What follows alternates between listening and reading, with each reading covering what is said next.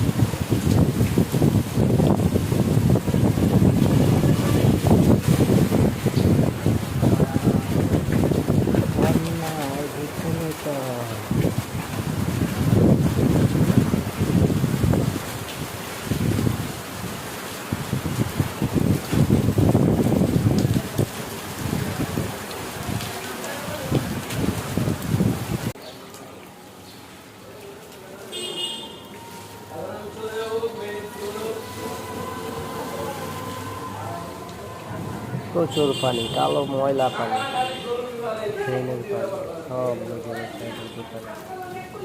অবস্থা পুরাই ভয়াবহ।